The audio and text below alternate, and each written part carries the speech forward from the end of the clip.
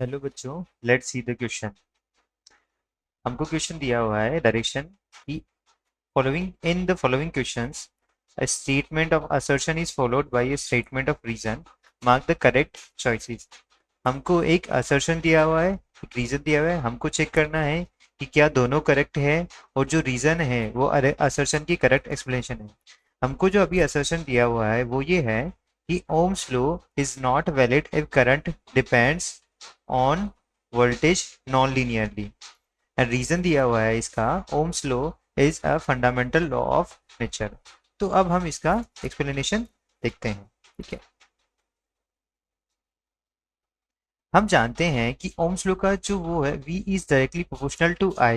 इसका स्टेटमेंट ये है कि under constant physical condition the current flowing through a conductor is directly proportional to the voltage across its ends. Means जो हमारी physical condition जैसे कि टेम्परेचर हमारा क्या होना चाहिए, वो होना चाहिए कांस्टेंट। ठीक है, तो V और I के बीच में जो ग्राफ आता है हमारा, क्योंकि ये डायरेक्ट प्रोपोर्शन का रिलेशन है, तो V और I के बीच का जो ग्राफ आता है हमारा, वो ग्राफ आता है हमारा linear graph. The graph between V and I is linear. तो जो ओम्स लॉ जो वैलिड होगी सिर्फ और सिर्फ लीनियर डिवाइसेस के लिए ही वैलिड होगी, लीनियर डिवाइसेस के लिए ही वैलिड होगी। मींस जो टेम्परेचर के साथ वेरी ना करे जिनका रेजिस्टेंस, उनके लिए वैलिड होगी।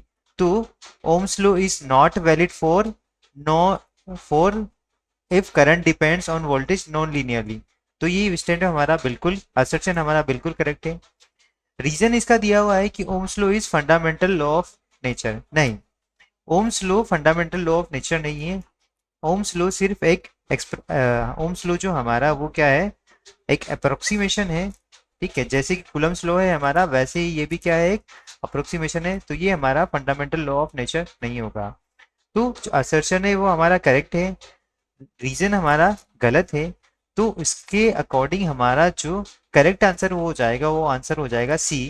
That is if assertion is true but the reason is false. तो हमारा जो करेक्ट आंसर है वो आंसर है c. I hope you understand it well. Thank you, best of luck.